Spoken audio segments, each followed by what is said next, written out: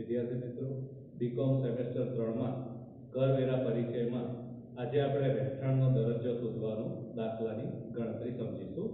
તો આપણે જે પ્રશ્ન જોવાના છે, સૌપ્રથમ પ્રશ્નની સમજૂતી મેળવી લઈએ.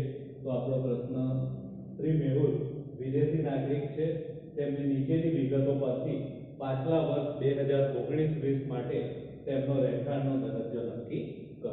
બરાબર, વિદેશી નાગરિક છે મેહુલ, પાછલું વર્ષ 2019-20 જણાવી દીધું છે પ્રશ્નમાં. તો આ વર્ષ માટે તેમનો રહેઠાણનો દરજ્જો શું છે એ આપણે નક્કી કરવાનું છે. નીચે જે માહિતી આપી છે કે તેઓ ભારતમાં ક્યારે આવ્યા અને ભારતની બહાર ગયા ક્યાં. બરાબર, બે કોલમમાં એની માહિતી આપી છે. તો પ્રથમવાર તેઓ 20/4/2016 ના રોજ ભારતમાં આવ્યા અને ભારતની બહાર ગયા તારીખ છે 1/7/2016. બરાબર, એ જ રીતે ફરીવાર ભારતમાં બીજી વાર આવ્યા 1/1/2017. બરાબર, 1/1/2017 ભારતમાં આવે છે અને ભારતની બહાર જાય છે 30/9/2019. બરાબર, તો હવે આ પ્રશ્નમાં ભારતમાં કેટલા દિવસો તેઓ વસવાટ કરે છે, રહેઠાણ કરે છે તે માહિતી આપી નથી. અગાઉ આપણે જે દાખલા ગણ્યા હતા એમાં ભારતમાં રહેઠાણના દિવસો આપી દેવામાં આવતા હતા. બરાબર, પણ આ પ્રશ્નમાં એમના ભારતમાં રહેઠાણના દિવસો કેટલા તે આપ્યા નથી. બરાબર, ભારતમાં ક્યારે આવ્યા અને ભારતની બહાર ક્યારે ગયા તે માહિતી આપી છે. તો આના આધારે આપણે ગણતરી કરીને છેલ્લા વર્ષોમાં એમના ભારતના દિવસો કેટલા છે રહેઠાણના એ શોધવા પડશે. બરાબર, તો સૌપ્રથમ આપણે ગણતરી કરી. તો જુઓ, ભારતમાં સૌપ્રથમવાર ક્યારે આવે છે? 20/4/2016. બરાબર, એટલે એપ્રિલ 2016 માં ભારતમાં આવે છે. હવે આપણું જે વર્ષ છે એપ્રિલમાં જ શરૂ થતું હોય છે. 2016 છે એટલે 2016-17 થી આપણે ગણતરી શરૂ કરીએ. બરાબર,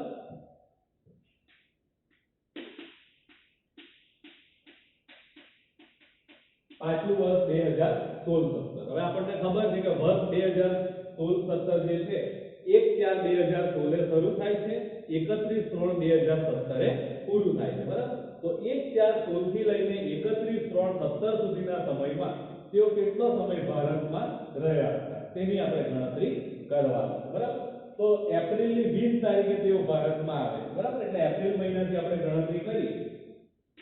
એપ્રિલ, બરાબર, એપ્રિલની 20 તારીખે ભારતમાં આવે છે અને એપ્રિલના દિવસો કેટલા હોય? 30. એટલે 20 તારીખની ગણતરી કરવાની. 20, 21, 22, 23, 24, 25, 26, 27, 28, 29 અને 30. 11 દિવસો થયા. બરાબર, એટલે એપ્રિલના દિવસો લઈશું આપણે 11. પછી મે, 7મા મહિના સુધી ભારતમાં છે. બરાબર, 7મો મહિનો એટલે 1 જુલાઈ. 1 જુલાઈ સુધી ભારતમાં છે એટલે 1 જુલાઈ સુધી ગણતરી કરી. તો મે તો ભારતમાં છે આખા મહિનો એટલે મેના દિવસો આવે 31. બરાબર, ત્યાર પછી આવે જૂન. જૂનના દિવસો આવે 30. બરાબર, ત્યાર પછી જુલાઈ. તો જુલાઈની 1 તારીખે ભારતની બહાર જતા રહે છે. મેહુલ નામના જે વ્યક્તિ છે જુલાઈની 1 તારીખે ભારતની બહાર જાય છે એટલે 1 જુલાઈ તો ભારતમાં ગણાય. બરાબર, એટલે લખીશું જુલાઈ, એક જ દિવસ. બરાબર, ત્યાર પછી આપણું વર્ષ છે 16-17. 16-17 એટલે શું? 1/4/16 શરૂ થાય, 31/3/17 પૂરું થાય. બરાબર, 31 માર્ચ 2017 પૂરું થાય. તો ફરી આપણે જોઈએ તો ફરી ભારતમાં ક્યારે આવે છે? 1/1/2017 તો આવી જાય છે, જ્યારે આપણું વર્ષ તો 31 માર્ચમાં પૂરું થાય છે 2017માં. બરાબર, એટલે એ પણ આપણે ગણતરી કરીશું. જાન્યુઆરી 2017માં આવી જાય છે. તો જાન્યુઆરી 2017 ની 1 તારીખે જ આવી જાય છે એટલે જાન્યુઆરીના દિવસો લઈશું 31. બરાબર, ત્યાર પછી ફેબ્રુઆરી. તો ફેબ્રુઆરીના દિવસો આવશે 28. બરાબર, અને આપણું વર્ષ પૂરું થશે માર્ચ. તો માર્ચના દિવસો આવશે 31. બરાબર, તો 2016-17 જે પાછલું વર્ષ છે એ 2016-17 ના પાછલા વર્ષમાં આટલા દિવસ તેઓ આપણા દેશમાં હાજર છે. બરાબર, આટલા દિવસની આપણે ગણતરી કરીએ.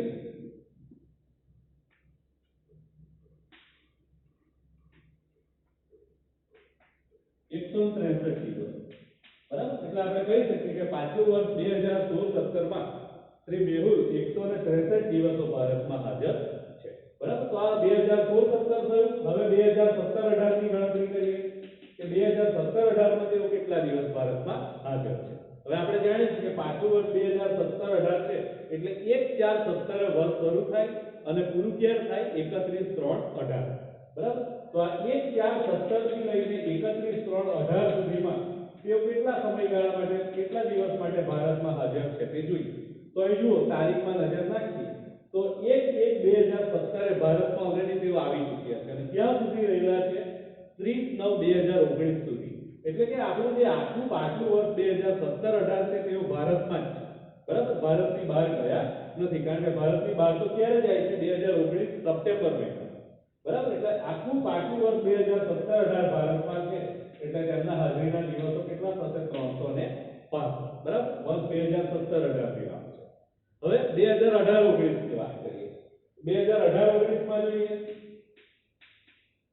તો 2018-19 માં પણ આવી જ માહિતી છે, કારણ કે આપણું પાછલું વર્ષ 2018-19 એટલે શું, વર્ષ શરૂ ક્યારે થશે 1/4/2018 અને પૂરું ક્યારે થશે 31/3/2019. બરાબર, તો અહીંયા પણ આ જ રીતની માહિતી છે, કારણ કે 2017 ની 1 જાન્યુઆરીએ ભારતમાં આવી ચૂક્યા છે અને ભારતની બહાર ક્યારે ગયા સપ્ટેમ્બર 2019 માં. બરાબર, જ્યારે આપણું પાછલું વર્ષ જે છે 1/4/18 ચાલુ થાય 31/3/19 પૂરું થાય. એટલે કે આ માહિતી પ્રમાણે તેઓ આખું વર્ષ ભારતમાં જ રહ્યા. બરાબર, એટલે 2018-19 ના પાછલા વર્ષમાં પણ તેમના હાજરીના દિવસો કેટલા થશે 365 દિવસો જ થશે. આખું વર્ષ તેઓ ભારતમાં જ હતા. બરાબર, તો 16-17 ગણ્યું આપણે, 17-18 ગણ્યું, 18-19 ગણ્યું, 19-20 ઉપર છે. પાછલું વર્ષ 2019-20 ની વાત કરીએ. 2019-20 એટલે શું, ક્યારે ચાલુ થાય વર્ષ 1/4/2019. બરાબર, તો 1/4/2019 વર્ષ શરૂ થયું અને પૂરું ક્યારે થશે 31/3/2020. તો પ્રશ્નમાં આપેલી માહિતી પ્રમાણે જો આપણે જોઈએ તો આ તારીખથી આ તારીખ સુધીમાં તેઓ કેટલા દિવસ ભારતમાં છે. બરાબર, તો આપણે જોયું કે 1/1/2017 થી તેઓ ભારતમાં આવી ગયા છે રહેવા માટે અને કઈ તારીખ સુધી રહે છે 30 સપ્ટેમ્બર 2019 સુધી. બરાબર, એટલે કે આપણું વર્ષ જ્યારે શરૂ થયું એપ્રિલ 2019 તે દિવસે તેઓ ઓલરેડી ભારતમાં છે. બરાબર, એટલે એપ્રિલ મહિનાથી આપણે ગણતરી કરીએ તો એપ્રિલના દિવસો આવશે 30. બરાબર, ક્યાં સુધી ગણવાનું છે આપણે સપ્ટેમ્બર મહિના સુધી, કારણ કે આ તારીખે તેઓ ભારત છોડીને જતા રહે છે.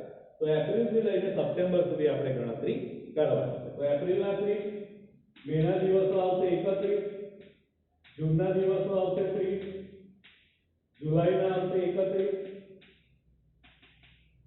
બરાબર, ત્યારબાદ ઓગસ્ટના પણ 31 દિવસો જ આવશે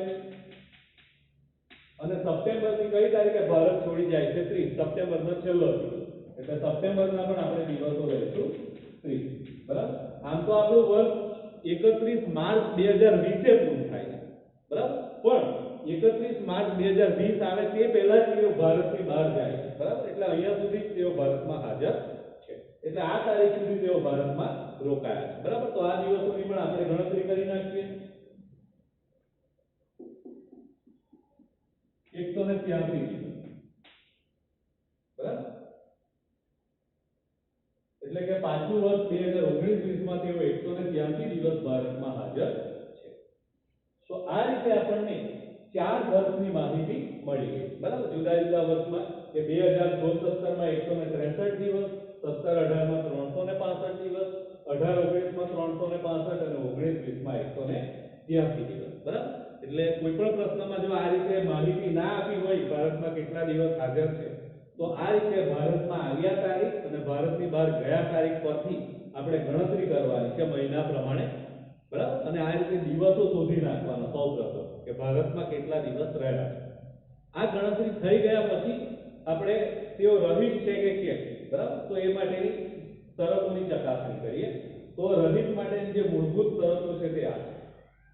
પ્રથમ શરત એ, પાછલા વર્ષ દરમિયાન ભારતમાં 182 કે વધુ દિવસની હાજરી છે, અથવા બીજી શરત, પાછલા વર્ષ દરમિયાન ભારતમાં 60 કે વધુ દિવસ અને તેની અગાઉના 4 વર્ષ દરમિયાન 365 કે વધુ દિવસની હાજરી છે. તો અહીં આ પ્રશ્નમાં આપણું પાછલું વર્ષ કયું છે 2019-20. બરાબર, આ ધ્યાન રાખવાનું. કોઈ પણ દાખલો ગણતા હોય ઇન્કમ ટેક્સમાં પાછલું વર્ષ ખૂબ અગત્યનું છે. તો અહીં આપણું પાછલું વર્ષ 2019-20 છે. તો પાછલું વર્ષ 2019-20 દરમિયાન ભારતમાં 182 કે વધુ દિવસની હાજરી છે. તો આપણે શોધી નાખીએ તેમના હાજરીના દિવસો જોઈએ. 19-20 માં એમના હાજરીના દિવસો કેટલા છે 183. બરાબર, એટલે અહીં આપણે જવાબમાં લખી શકીએ 183 દિવસ. બરાબર, એટલે આ શરતનું પાલન થાય છે. 182 183 કે વધારે દિવસ જોઈએ છે તો એના બદલે 183 દિવસ છે એટલે હા આ શરતનું પાલન થાય બરાબર. અથવા બીજી શરત છે પાછલા વર્ષ દરમિયાન ભારતમાં 60 કે વધુ દિવસ અને તેની અગાઉના 4 વર્ષ દરમિયાન 365 કે વધુ દિવસ. તો પાછલું વર્ષ 2019-20 માં 60 કે વધુ દિવસ એની જગ્યાએ એમના કેટલા દિવસ છે 183 એટલે આ અડધી શરત તો પાલન થઈ જાય છે 183 દિવસ અને તેની અગાઉના 4 વર્ષ દરમિયાન 365 કે વધુ દિવસ. પાછલું વર્ષ નહીં લેવાનું એની અગાઉના 4 વર્ષ બરાબર. તો આપણે પાછલું વર્ષ 19-20 ધ્યાનમાં નથી લેતા એની અગાઉના 4 વર્ષ. તો એની અગાઉના 4 વર્ષની માહિતી નથી આપણી પાસે 3 જ વર્ષની માહિતી છે. એની અગાઉના 3 વર્ષ એટલે 2018-19 એમાં 365 દિવસ 2017-18 એમાં 365 દિવસ અને 2016-17 એમાં 163 દિવસ. તો આ 3 વર્ષનો આપણે સરવાળો કરીએ 365 365 અને 163 બરાબર.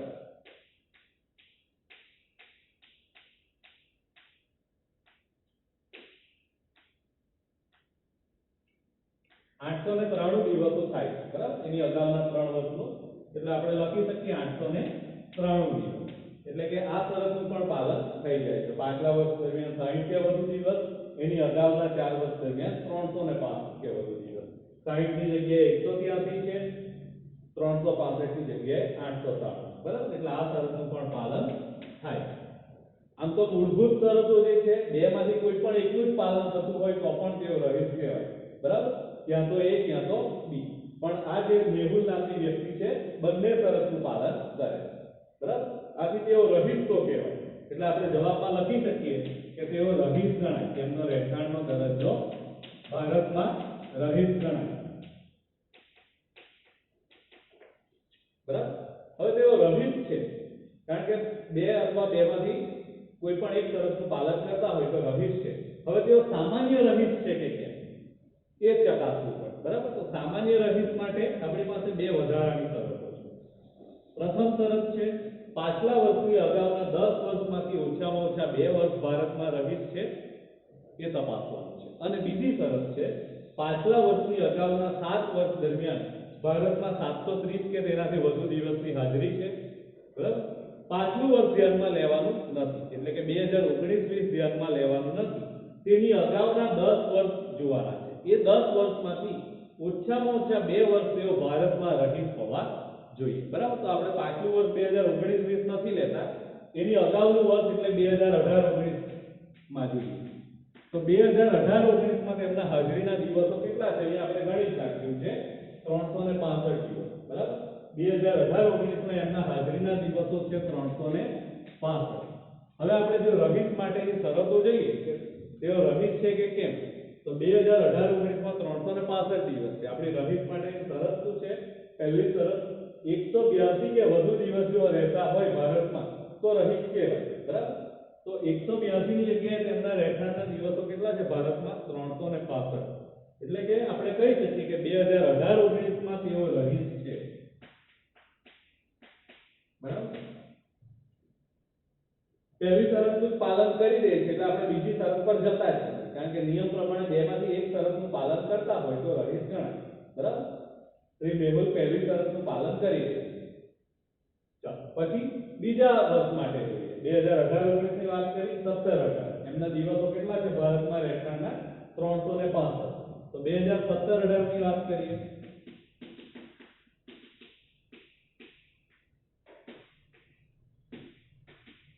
2017-18 માં પણ તેઓ 365 દિવસ ભારતમાં છે જ આપણી ગણતરી પ્રમાણે. અને રહિત ગણવા માટેની શરત શું છે 182 કે વધુ દિવસ ભારતમાં રહેતા હોવા જોઈએ. તો 182 ની જગ્યાએ અહીંયા પણ આપણો જવાબ છે 365. એટલે આ વર્ષમાં પણ તેઓ ભારતમાં રહિત છે બરાબર. બે વર્ષ થઈ ગયા હજુ એક વર્ષ બાકી છે આપણે એ પણ જોઈ જ લઈએ. 17-18 જોઈ લીધું. 16-17 માં તેઓ કેટલા દિવસ રહે છે 163 દિવસ જ ભારતમાં રહેશે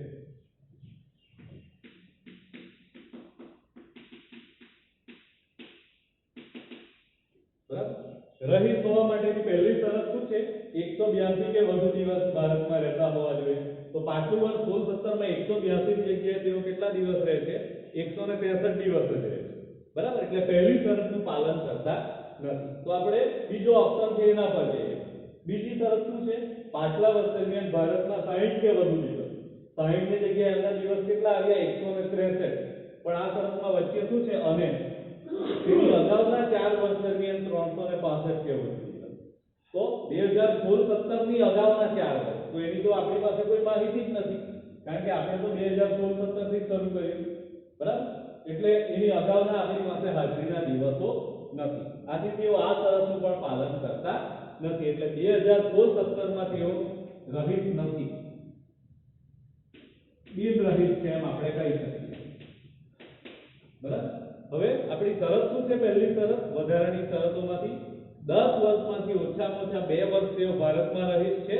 તો આપણો જવાબ આવ્યો હા છે, કારણ કે 2018-19 માં તેઓ રહિત છે, 17-18 માં પણ રહિત છે, 16-17 માં નથી, પણ 2 વર્ષ તો થઈ ગયા, એટલે આ શરતનો જવાબ આવે છે હા, બરાબર? આ શરતનું પાલન થાય.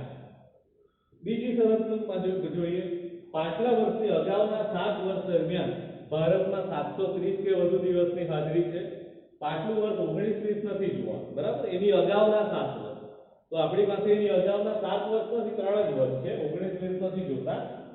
18-19 માં 365 દિવસ, 17-18 માં 365 દિવસ અને 16-17 માં 163 દિવસ, બરાબર? અને આપણે એનો સરવાળો પણ કર્યો છે, જવાબ હતો 893 દિવસ, બરાબર? એટલે 730 ની જગ્યાએ તેઓ કેટલા દિવસ રહે છે? 893 દિવસ રહે છે. એટલે કે આ શરતનું પણ પાલન થાય છે, એટલે આમાં પણ આપણો જવાબ આવશે હા, બરાબર? વધારાની શરત 1 નું પણ પાલન થાય છે, શરત 2 નું પણ પાલન થાય છે, એટલે બંને શરતનું પાલન કરે છે. એટલે આપણે કહી શકીએ જવાબના ભાગરૂપે કે આ જે શ્રી મેહુલ છે વિદેશી નાગરિક છે, છતાં પણ તેઓ ભારતના રહિત તો છે, સામાન્ય રહિત પણ છે. એટલે આપણે જવાબ લખી શકીએ કે શ્રી મેહુલ ભારતમાં રહિત અને સામાન્ય રહિત છે,